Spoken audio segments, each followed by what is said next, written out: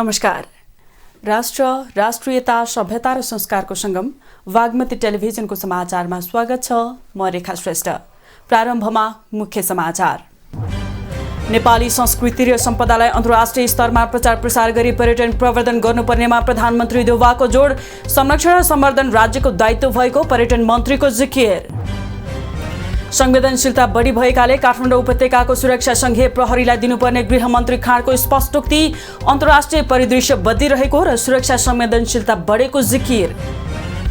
मंगलबार शेयर बजार नेप्से 46 अङ्कले घटेर परिसूचक 2030 अङ्कमा 2 अर्ब 96 करोड बढेको कारोबार।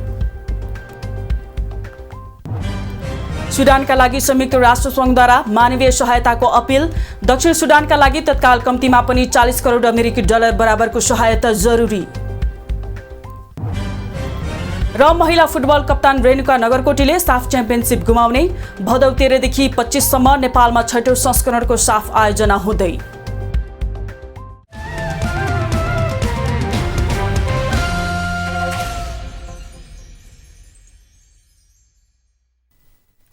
सुरु गरौं प्रधानमन्त्री देउवाको भनाइ सम्बन्धी समाचारबाट।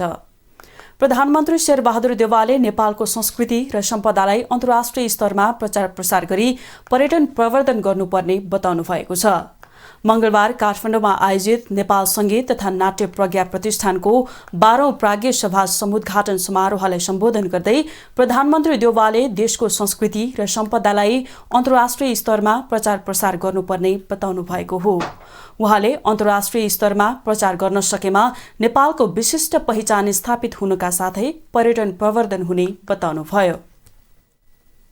भाषा तथा संस्कृति सम्बन्धी अधिकारको पूर्णीकरण गर्दै मुलुकमा सबै जाति तथा समुदायको भाषा संस्कृतिको विकास गरी नेपाललाई विभिन्न रङ्गीचङ्गी फुलहरूको सुन्दर फुलबारीको रूपमा विकास गर्न सरकार छ।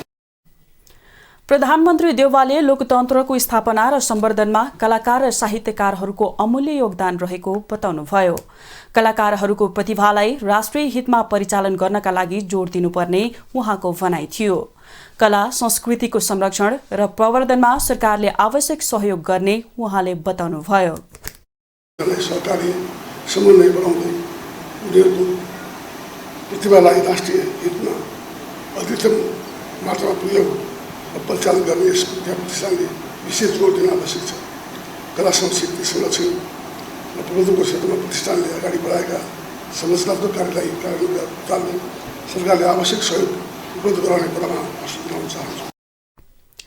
त्यसैगरी संस्कृति, पर्यटन तथा नागरिक उड्डयन मन्त्री जीवनराम श्रेष्ठले लोकसंगीत, लोकनाट्य र लोकनृत्यहरू लोप हुँदै गइरहेको बताउनुभयो।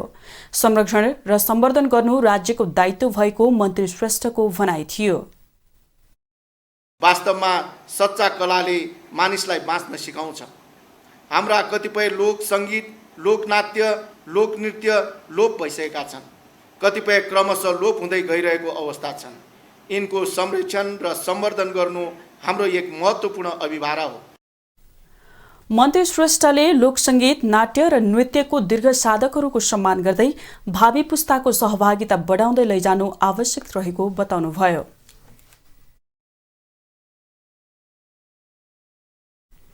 गृहमन्त्री बालकृष्ण खाँडले बढ्दो सुरक्षा संवेदनशीलतालाई ध्यानमा राखेर सरकारले काठमाडौँ उपत्यकाको सुरक्षाको जिम्मा संघीय प्रहरीलाई दिने कानूनी व्यवस्था गर्नुपरेको स्पष्ट पार्नु भएको छ।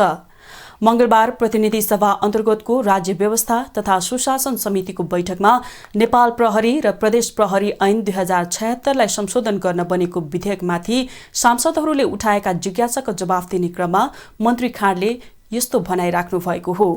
उहाँले सो विधेयकमा सरकारले प्रदेश प्रहरीको अधिकार कटौती गरेर संघीय प्रहरीलाई दिने कुनै मनसुवा नराखेको पनि पटक पटक दोहोर्याउनुभयो।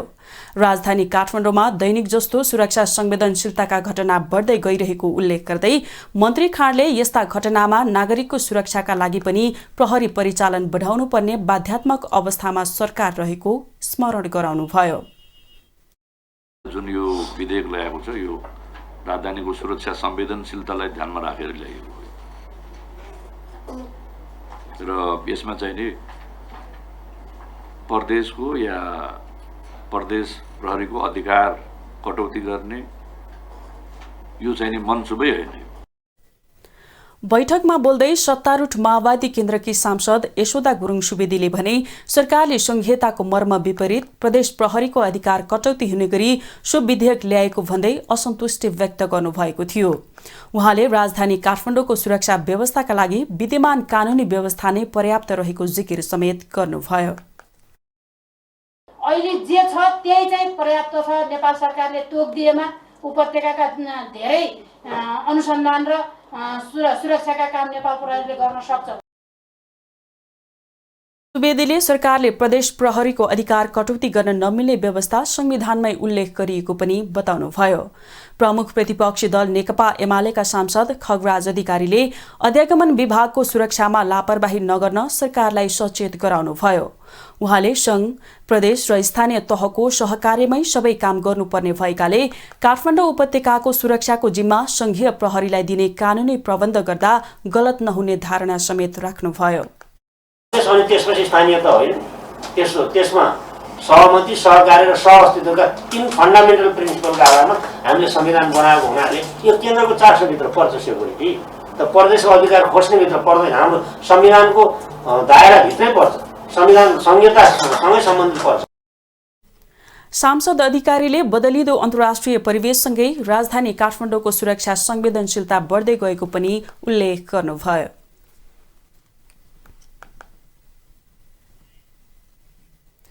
सरकारले प्रतिनिधि सभामा रहेको नागरिकता विधेयक फिर्ता लिने निर्णय गरेको छ। मन्त्री परिषदको मंगलबार बसेको बैठकले नागरिकता विधेयक फिर्ता लिने निर्णय गरेको हो। प्रतिनिधि सभामा विचाराधीन नेपाल नागरिकता ऐन 2063लाई संशोधन गर्न बनेको विधेयक फिर्ता लिने निर्णय भएको एक मन्त्रीले जानकारी दिनुभयो। तत्कालीन केपी शर्मा ओली नेतृत्वको सरकारले 2075 साउन 22मा प्रतिनिधि सभामा नागरिकता विधेयक दर्ता गरेको थियो। विधेयकमाथि प्रतिनिधि सभाको राज्य व्यवस्था तथा सुशासन समितिले झण्डै 2 वर्ष दफावार छलफल गरी प्रतिवेदन प्रतिनिधि सभामा पेश गरेको थियो। प्रतिवेदन प्रतिनिधि सभामा विचाराधीन रहेको अवस्थामा सरकारले विधेयक नै फिर्ता लिने निर्णय लिएको हो। सत्तारूढ गठबन्धनमा रहेका सबै राजनीतिक दलहरूबीच सहमति भएपछि नागरिकता विधेयक फिर्ता लिने निर्णय भएको हो। विधेयक बुधबार बस्ने प्रतिनिधि सभा बैठकबाट फिर्ता लिने तयारी सरकारको छ। नागरिकता विधेयक फिर्ता भएसँगै उक्त विधेयकमा राज्यले गरेको लगानी र समय खेर गएको छ।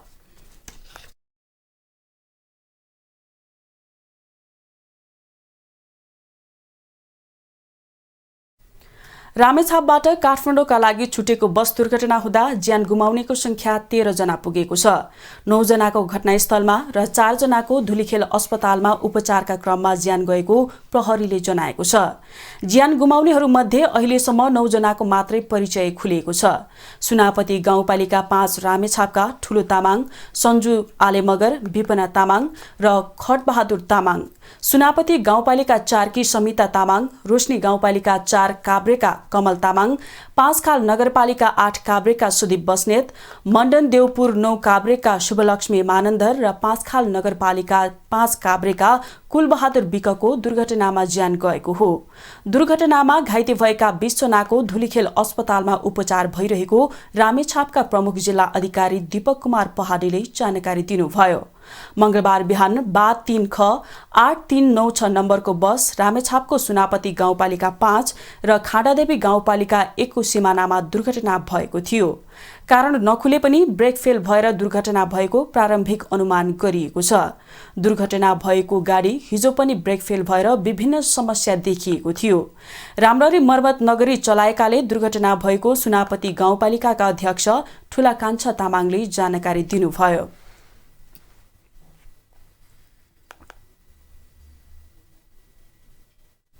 समाचारमा एकैछिन विश्राम।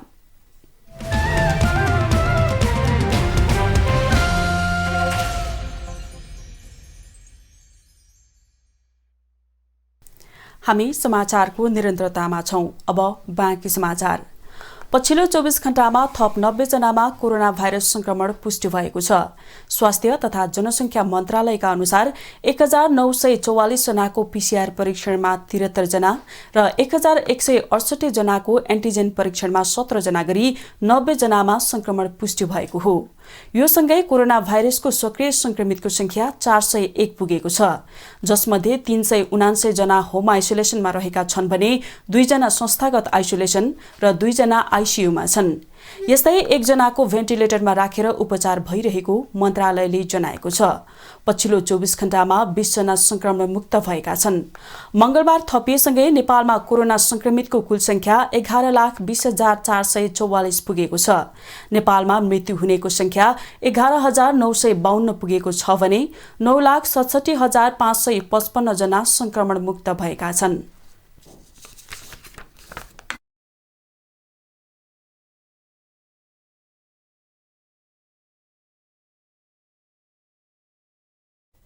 चिकित्सक करुणा कुँवरले सबै बलात्कार पीडितहरूको मनोविज्ञान एकै किसिमको नहुने भन्दै उनीहरूको पीडालाई सोही अनुरूप बुझ्नुपर्ने बताउनु भएको छ।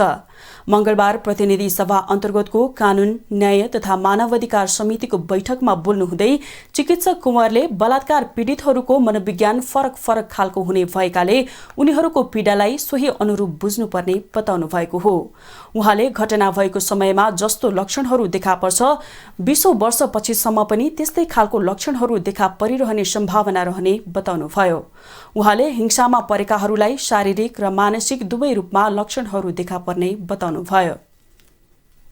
हुन्छ त हामीले कसरी याद गर्नुपर्छ, भिक्टिमको साइकोलोजी चाहिँ फरक किनभने हामी सबैजना इन्डिभिजुअल डिफरेन्स छ नि त हैन, हरेक व्यक्तिको के त व्यक्तित्व फरक छ।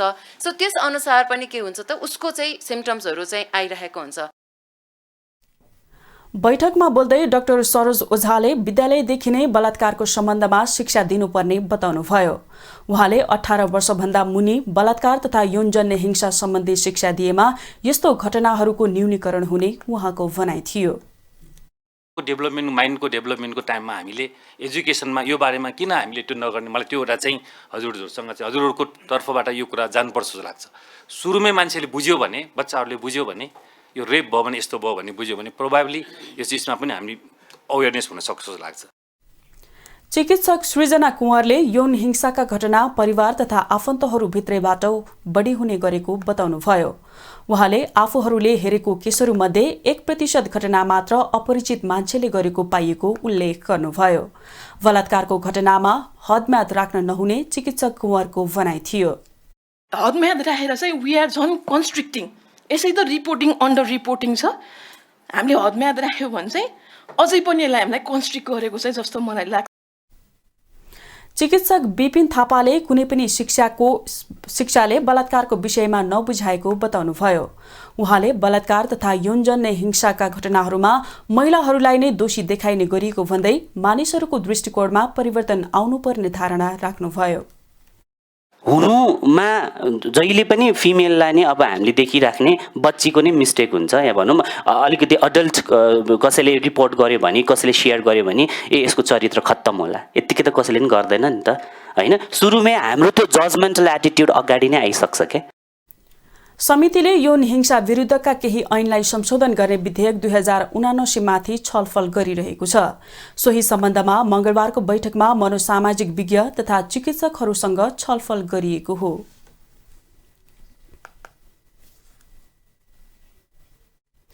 प्रधानमन्त्री एवं नेपाली कांग्रेसका सभापति शेरबहादुर देउवाले गठबन्धनको सरकार बनेपछि कुर्सीको समस्यालाई सामान्य रूपमा लिनुपर्ने बताउनु भएको छ। मंगलबार काठमाडौँमा नेपाल ट्रेड युनियन कांग्रेसले आयोजना गरेको स्वर्गीय नेता गिरिजा प्रसाद कोइरालाको शालिग अनावरण कार्यक्रमलाई सम्बोधन गर्दै प्रधानमन्त्री देउवाले गठबन्धनमा भएका राजनीतिक समस्यालाई सामान्य रूपमा लिनुपर्ने बताउनु भएको हो। उहाँले एउटै पार्टीमा पनि समस्या हुने गरेको भन्दै गठबन्धनमा आएका कुर्सीका समस्याहरूलाई सामान्य रूपमा लिन आवश्यक रहेको बताउनुभयो। प्रधानमन्त्री देउवाले मोरङको विराटनगरमा रहेको भवनलाई स्वर्गीय नेता गिरिजा प्रसाद कोइरालाको नाममा संग्रहालय बनाउने कुरा स्वागत योग्य रहेको बताउनुभयो। उहाँले संग्रहालय बनाउने कुरामा सरकारले सहयोग गर्ने पनि प्रतिबद्धता जनाउनुभयो। उहाँले आन्दोलन गरेको ठाउँमा एउटा स्मृतिमा एउटा भवन छ भने बनाउनु के आपत्ति कुरा, नयाँ बनाउनु पर्ने हो भने उहाँकै स्मृति बनाउनु ठुलो कुरा नै होइन, हामी यसमा पहल गरिरहेछौँ। प्रधानमन्त्री देउवाले सधैँ जनताको लागि लडिरहने नेता गिरिजाप्रसाद कोइरालाको शालिग अनावरण गर्न पाउँदा खुशी लागेको बताउनुभयो। स्वर्गीय नेता कोइरालाले दलहरूबीच सहकार्य र सहमति गरेर अघि बढ्नुपर्ने कुरा बारम्बार भनिरहने उल्लेख गर्दै आज पनि सहमति र सहकार्यको कुरा सान्दर्भिक रहेको उहाँको भनाइ थियो।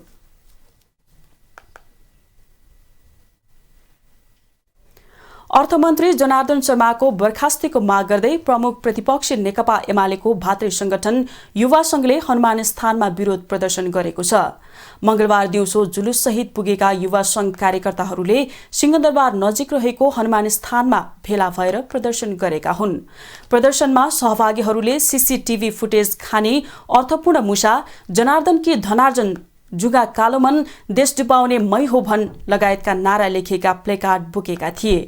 बजेट निर्माण प्रक्रियामा अर्थमन्त्री जनार्दन शर्माले अनाधिकृत व्यक्तिको प्रवेश गराएको भन्दै युवा संघले प्रदर्शन गरेको हो।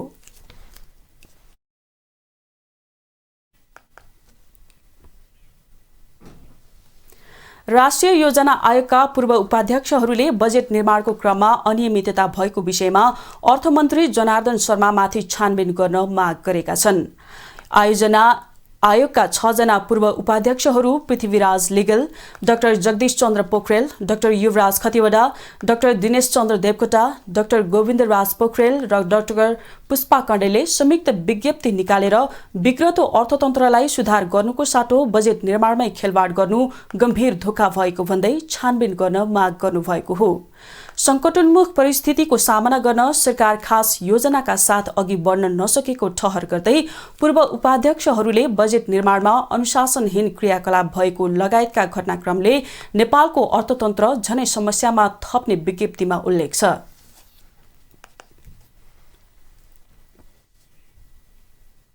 नेकपा एमालेका महासचिव शंकर पोखरेलले गठबन्धन सरकारले देशमा आर्थिक संकट पैदा गरेको आरोप लगाउनु भएको छ। मंगलबार प्रेस चौतारी कैलालीले अत्तरियामा आयोजना गरेको पत्रकार सम्मेलनमा बोल्दै महासचिव पोखरेलले सो आरोप लगाउनु भएको हो। महासचिव पोखरेलले अवांछित व्यक्तिको प्रयोग गरेर करका दायरा हेरफेर गर्ने अर्थमन्त्री जनार्दन शर्मालाई कारवाही गर्ने सवालमा प्रधानमन्त्री अग्रसर नहुनुले प्रधानमन्त्रीप्रति पनि आशंका उब्जाएको बताउनुभयो।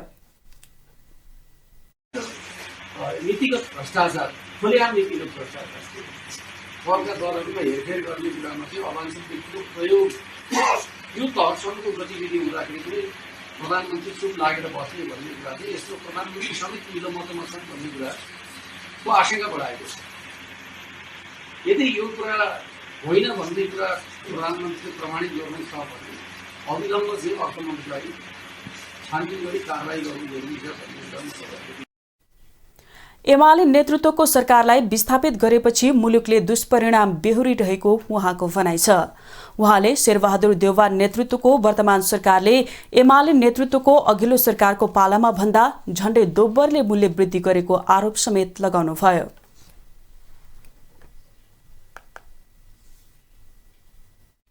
संघीय मामिला तथा सामान्य प्रशासन मन्त्री राजेन्द्र प्रसाद श्रेष्ठले निजामती कर्मचारीहरूलाई नयाँ वातावरण दिने काम भइरहेको बताउनु भएको छ। मंगलबार मन्त्रालयले आयोजना गरेको कर्मचारीको नयाँ सोच इनोभेटिभ आइडिया प्रस्तुतिका लागि प्रतिभा डबले अन्तिम चरणको छनौट कार्यक्रममा बोल्दै उहाँले यस्तो बताउनु भएको हो। उहाँले सरकारी सेवामा कार्यरत कर्मचारीहरूको बीचमा प्रतिभाको प्रतिस्पर्धा गर्नुले आगामी दिनमा अध्ययन र अनुसन्धानको पाटोलाई थप सुदृढ गर्ने विश्वास व्यक्त गर्नुभयो। मन्त्री श्रेष्ठले सिप र क्षमतालाई प्रतियोगिताको माध्यमबाट अघि सार्दा आगामी दिनमा कर्मचारीहरूमा काम गर्ने क्षमताको विस्तार हुने अपेक्षा राखेको बताउनुभयो। निजामती सेवाभित्र सेवाग्राहीहरूलाई कसरी राम्रो ढङ्गबाट सेवा दिन सकिन्छ, त्यसका उपायहरू तरिकाहरू के हुन सक्छन् त? यो ट्यालेन्ट वारमा भाग लिइरहेका साथीहरूले सेवाग्राहीहरूलाई कसरी राम्रो दिने त्यो भन्न सक्दछ, त्यसको नवीन उपायहरू दिन सक्दछ। कार्यक्रममा नेपाल सरकारका मुख्य सचिव शंकरदास बैरागीले कार्यक्रमले बाहिरी समाजमा विद्यमान कर्मचारीमा रहेको पुरातनवादी सोचको आरोपलाई चिर्ने काम गर्ने विश्वास लिएको बताउनुभयो। बाहिरी कर्मचारीहरूमा कुनै नयाँ योजना नै छैनन् भन्ने भ्रम रहेकाले त्यसलाई चिरेर अघि बढ्न आवश्यक रहेको उहाँको भनाइ थियो। सुस्त ल्याउन नवीनता दिन र कर्मचारीहरू भनेका पुराना मानसिकताका मान्छे हुन्। यिनीहरूमा नयाँ सोच हुँदैन, यिनीहरूमा ज्ञान पनि छैन, यिनीहरूमा कुनै किसिमको नयाँ कुरालाई ग्रहण गर्ने क्षमता पनि छैन भन्ने जुन सोचाइ व्याप्त छ बाहिरी समाजमा, त्यसलाई चिर्न सफल हुनेछ भन्ने मैले विश्वास लिएको छु।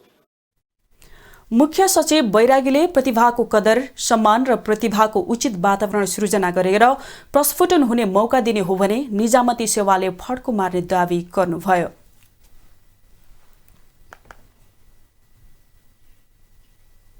सत्तारूढ प्रमुख घटक नेपाली कांग्रेसले निर्वाचन आयोगद्वारा प्रस्तावित निर्वाचन सम्बन्धी विधेयकको बारेमा छलफल सुरु गरेको छ। मंगलबार दिउँसो पार्टी केन्द्रीय कार्यालय सानेपामा बसेको पार्टी पदाधिकारी बैठकमा सो विधेयकको बारेमा छलफल प्रारम्भ गरिएको हो। उम्मेदवारी दर्ता हुनेदेखि मतगणनाका लागि गरिने व्यवस्थाहरूलाई समावेश गरेर निर्वाचन आयोगले प्रस्ताव गरेको सो विधेयकको बारेमा पार्टीभित्र प्रारम्भिक छलफल सुरु गरिएको केन्द्रीय सदस्य मिन विश्वकर्माले जानकारी दिनुभयो। पार्टीको अब बस्ने केन्द्रीय समिति बैठकमा त्यसलाई पारित गराउने गरी पदाधिकारी बैठकमा छलफल गरिएको पनि केन्द्रीय सदस्य विश्वकर्माले बताउनुभयो। संस्थाहरूको विधानको एकरूपताका बारेमा के भइराखेको छ भन्ने कुरामा छलफल भयो र निर्वाचन आयोगले अगाडि सारेको दल सम्बन्धी अथवा निर्वाचन सम्बन्धी होइन निर्वाचन सम्बन्धी विधेयकको बारेमा प्रारम्भिक छलफल भयो। नेपाली कांग्रेसले तत्कालीन केन्द्रीय सदस्य एनपी साउदको नेतृत्वमा गठित कार्यदललाई भातृ संस्थाहरूले विधानमा एकरूपता ल्याउने जिम्मेवारी दिएको थियो। त्यसैलाई केन्द्रीय समितिबाट पारित गराउनुपर्ने भएकाले छलफल गरिएको केन्द्रीय सदस्य विश्वकर्माको भनाइ थियो।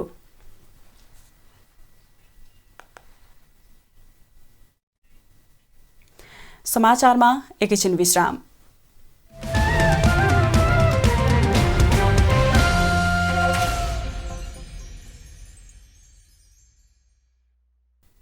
हामी समाचारको निरन्तरतामा छौं। अब बाँकी समाचार। डडेलधुराको नवदुर्गा गाउँपालिका 1 का स्थानीयवासीले वर्षौंदेखि खानेपानीको समस्या झेल्दै आएका छन्। गाउँमा खानेपानीको अभाव भएदेखि गाउँबाट घण्टौंको दूरीमा रहेको मुहानबाट खानेपानी बोक्नुपर्ने बाध्यता रहिआएको छ। डडेलधुराको नवदुर्गा गाउँपालिका वडा नम्बर 1 कोटेली गाउँका स्थानीय बासिन्दालाई वर्षौंदेखि खानेपानीको निकै समस्या रहेको छ। गाउँमा खानेपानीको सुविधा नहुँदा टाढाको मुहानमा 40 लिटरको ग्यालिनमा पानी ल्याउनका लागि पनि घण्टौंको दूरीमा रहेको मुहानमा पुग्नुपर्ने स्थानीयको बाध्यता रहेको छ। विगत 30 वर्षदेखि पानी बोकिरहेका स्थानीयहरू खानेपानीको समस्याको समाधान गर्न स्थानीय प्रदेश होस् या केन्द्र सरकार कसैले चासो नदेखाएको गुनासो गर्छन्।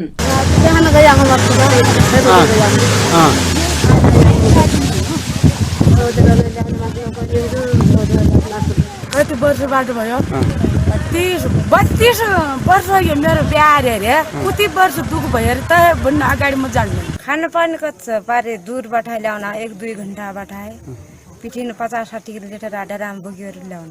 गाउँमा खानेपानीको सुविधा नहुँदा घरको एकजनाले खानेपानीका लागि खटिनु पर्ने बाध्यता रहेको छ।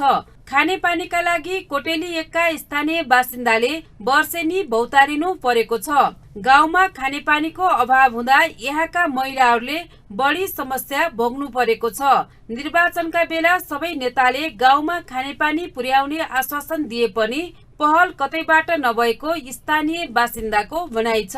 गाउँपालिकाका थुप्रै ठाउँमा खानेपानीको समस्या रहेको र यसको समाधानका लागि आफूहरू लागि पर्ने नवनिर्वाचित कोटेली 1 का वडा अध्यक्ष शेरबहादुर साउदको भनाइरहेको छ।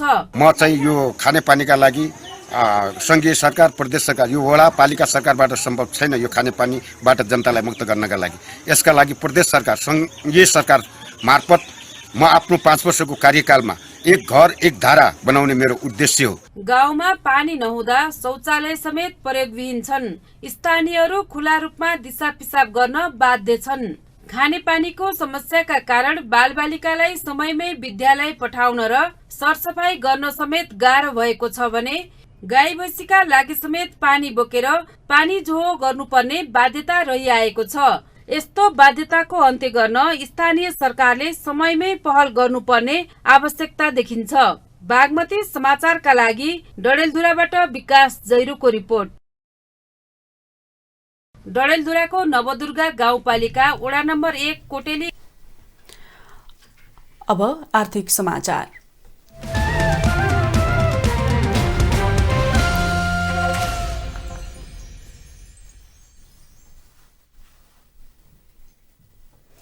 लगातार दोस्रो दिन पनि शेयर बजार घटेको छ।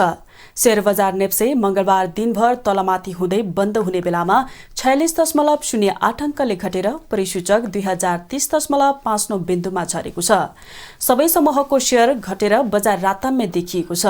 सोमबार भन्दा मंगलबार कारोबार रकममा कमी आएको छ। 229 वटा कम्पनीका 86,13,489 किता शेयर 2,96,84,85,223 रुपैयाँमा कारोबार भएको छ। सबैभन्दा धेरै सानिमा बैंकको प्रमोटर शेयरको 30,20 लाख रुपैयाँमा कारोबार भएको छ। मंगलबार सबैभन्दा धेरै घलेम्दी हाइड्रोको शेयर 6.5% भन्दा धेरैले घटेको छ। समग्रमा बजार राताम्य हुँदा पनि CYC नेपाल लघुवित्त र न्यादी ग्रुप पावरको शेयर 10% तथा आँधीखोला लघुवित्तको शेयर 9.5% ले बढेको छ।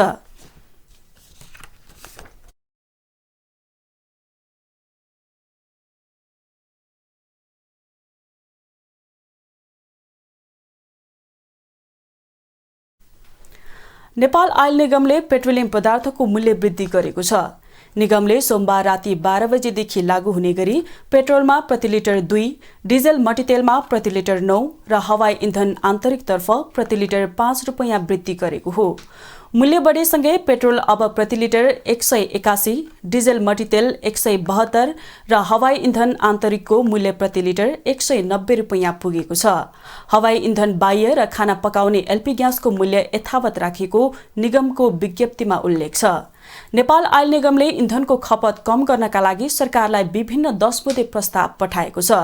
निगमले तेलको खपत कम गर्नका लागि एक पटकमा मोटरसाइकललाई बढीमा 5 लिटर र कार तथा जीपलाई 20 लिटरसम्म तेल वितरण गर्ने गरी उद्योग वाणिज्य तथा आपूर्ति मन्त्रालयलाई प्रस्ताव पठाएको हो। त्यस्तै सरकारी तथा निजी गाडी जोरविजोर प्रणालीमा सञ्चालन गर्न पनि निगमले प्रस्ताव गरेको छ।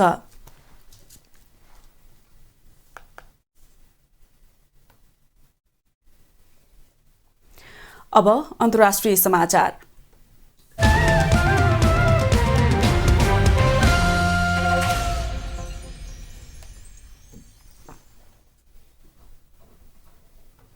भारतका होटल रेस्टुरेन्टहरूमा सर्भिस चार्ज अर्थात सेवा शुल्क लिन प्रतिबन्ध लगाइएको छ। सेवा शुल्क तिर्न बाध्य पारिएको बारे ग्राहकको गुनासो बढेपछि भारतको उपभोक्ता संरक्षण प्राधिकरणले सेवा शुल्क लिन प्रतिबन्ध लगाएको हो।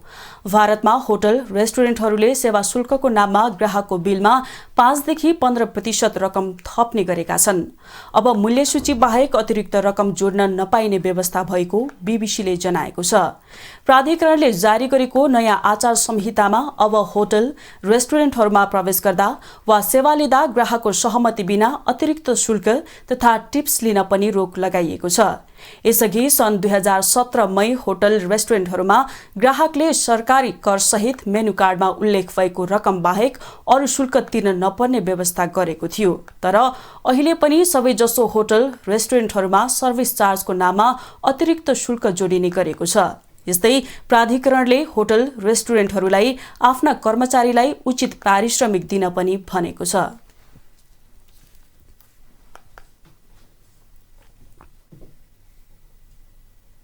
सुडानका लागि संयुक्त राष्ट्रसङ्घले मानवीय सहायताको अपील गरेको छ। दक्षिण सुडानका लागि तत्काल कम्तीमा पनि 40 करोड अमेरिकी डलर बराबरको सहायता जरुरी परेको भन्दै सोका लागि संयुक्त राष्ट्रसङ्घले अपील गरेको हो। दक्षिण सुडानका लागि संयुक्त राष्ट्रसङ्घीय विशेष प्रतिनिधि सारा वियोस्लो नान्तीले सो अपील गर्नुभएको समाचारमा जनाइएको छ। अहिले दक्षिण सुडानमा खाद्यान्नदेखि अन्य न्यूनतम मानवीय सहायताको पनि खाँचो परेकाले तत्कालका लागि यो रकम आवश्यक परेको उहाँको भनाइ छ।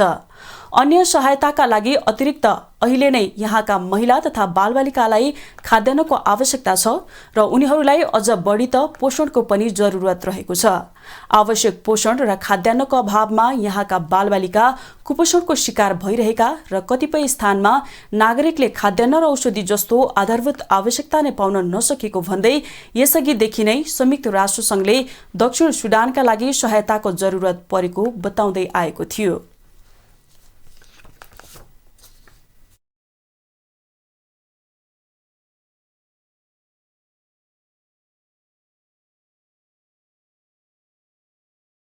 अब खेलकुद समाचार।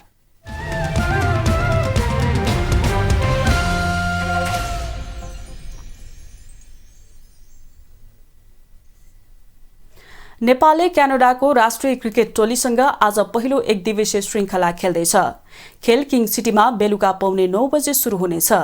सन्दीप लामिछानेको कप्तानीमा नेपालले क्यानाडासँग आज र भोलि 2 खेलको एकदिवसीय श्रृंखला खेल्नेछ। क्यानाडाले सादविन जाफरको कप्तानीमा हिजो 14 सदस्यीय टोलीको घोषणा गरेको छ। यसअघि क्यानाडा पुगेको नेपाली टोलीले स्थानीय क्लब ओन्टारियोसँग 2 अभ्यास खेल खेलिसकेको छ। नेपाली T20 अभ्यास खेलमा ओन्टारियोलाई 55 रन र एकदिवसीय अभ्यास खेलमा 69 रनले हराएको थियो। क्यानाडामा 2 एकदिवसीय खेलपछि नेपाल स्कटल्याण्ड जानेछ। नेपालले स्कटल्याण्डमा विश्वकप लीग 2 अन्तर्गत त्रिदेशीय एकदिवसीय श्रृंखला खेल्नेछ। नेपालले असार 27 र 32 गते नामिबियासँग तथा असार 29 र साउन 1 गते स्कटल्याण्डसँग खेल्नेछ। अङ्क तालिकामा नेपाल 16 खेलमा 7 मा जित, 8 मा हार र 1 खेलमा बराबरीका साथ 15 अङ्क सहित 5औं स्थानमा छ।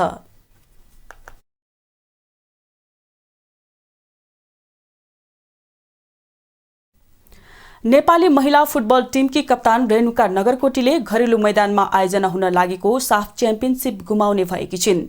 एसियाली खेलकुदको तयारी स्वरूप एन्फा कम्प्लेक्समा भएको प्रशिक्षणका क्रममा फाउल भई लड्दा उनको घाँटीमुनिको बायाँ क्यारिकल बोन ब्युटी बोन भाँचिएको हो। घाइते भए पश्चात टिमसँगै रहेको फिजियो आभासना राजभण्डारीले उनको अवस्थाको निरीक्षण गरिएकी थिइन्। उनलाई चोट लागे लगत्तै सोमबार ग्वारको स्थित बीएनबी अस्पतालमा लगिएको थियो। बिहान 10:30 बजे मैदानमा घाइते भएकी उनको बेलुकी 5:30 बजे शल्यक्रिया गरिएको हो। केही समस्या नआएको खण्डमा 10 देखि 12 हप्तामा निको हुने उपचारमा संलग्न डाक्टर अमित जोशीको भनाइ छ। डाक्टरका अनुसार घाउमा केही इन्फेक्सन नदेखिएको खण्डमा मात्र सामान्य अवस्थामा आउन 12 हप्ता लाग्नेछ। उनलाई बिहीबारसम्ममा अस्पतालबाट डिस्चार्ज गरिने चिकित्सक जोशीले बताउनुभयो। चिकित्सकका अनुसार उनकी शरीरको कति छिटो रिकभरी गर्न सक्छ भन्ने कुराले उनी मैदानमा फर्किने समयको निर्धारण गर्नेछ। भदौ 13 देखि 25 सम्म नेपालमा हुने 6औं संस्करणको साफ नगरकोटीले गुमाउनेछिन्। मंगलबार एन्फाका अध्यक्ष पंकज विक्रम नेमाङ, उपाध्यक्ष दावा लामा र दीपक खतिवडा, महासचिव किरण राई र कोषाध्यक्ष रविन्द्र जोशी लगायतका पदाधिकारी अस्पताल पुगेर नगरकोटीको स्वास्थ्य अवस्थाबारे जानकारी लिनुभएको थियो।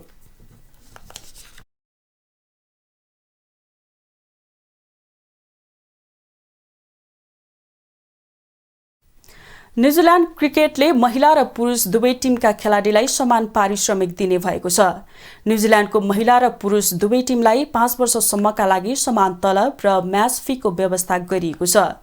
न्युजिल्यान्डका 6वटा क्रिकेट संघ र न्युजिल्यान्ड क्रिकेट खेलाडी संघबीच यसका लागि 5 वर्षको सहमति भएको हो, जस अनुसार महिला र पुरुष दुवैको निर्धारित ओभरका अन्तर्राष्ट्रिय खेलहरूको म्याच फी एक दिवसीयका लागि न्युजिल्यान्ड $4000 र T20 अन्तर्राष्ट्रियका लागि $2500 हुनेछ। घरेलु प्रतियोगिताका लागि निर्धारित ओभरको खेलका लागि खेलाडीले प्रति खेल $575 पाउनेछन्। टेस्ट म्याचको लागि 10,250 र सिल्ड गेमका लागि 1,750 न्युजिल्यान्ड डलर म्याच फी तोकिएको छ।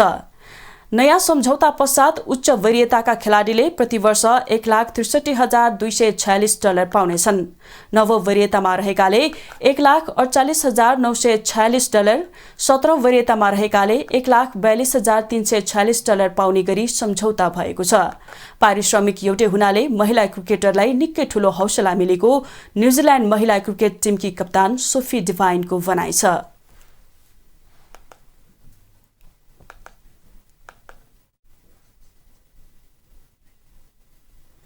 अब मौसम सम्बन्धी समाचार।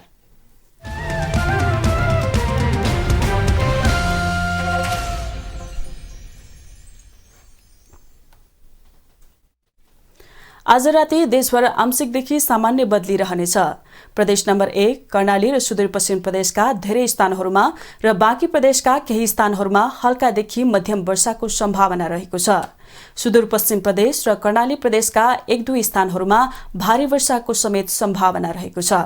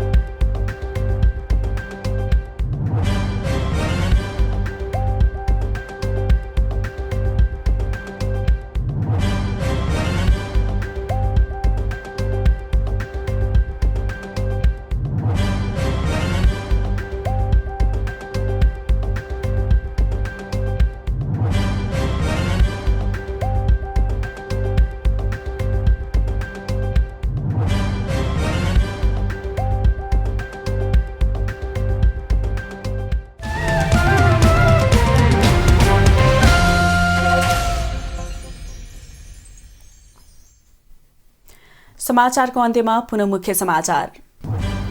नेपाली संस्कृति र सम्पदालाई अन्तर्राष्ट्रिय स्तरमा प्रचार प्रसार गरी पर्यटन प्रवर्धन गर्नुपर्नेमा प्रधानमन्त्री देउवाको जोड। संरक्षण र सम्वर्धन राज्यको दायित्व भएको पर्यटन मन्त्रीको जिकिर। संवेदनशीलता बढी भएकाले काठमाडौँ उपत्यकाको सुरक्षा संघीय प्रहरीलाई दिनुपर्ने गृहमन्त्री खाँडको स्पष्टोक्ति। अन्तर्राष्ट्रिय परिदृश्य बदलिरहेको र सुरक्षा संवेदनशीलता बढेको जिकिर।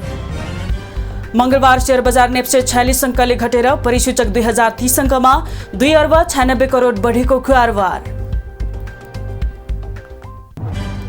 सुडानका लागि संयुक्त राष्ट्र संघद्वारा मानवीय सहायताको अपील। दक्षिण सुडानका लागि तत्काल कम्तीमा पनि 40 करोड अमेरिकी डलर बराबरको सहायता जरुरी। र महिला फुटबल कप्तान रेणुका नगरकोटीले साफ च्याम्पियनशिप गुमाउने। भदौ 13 देखि 25 सम्म नेपालमा 6औं संस्करणको साफ आयोजना हुँदै।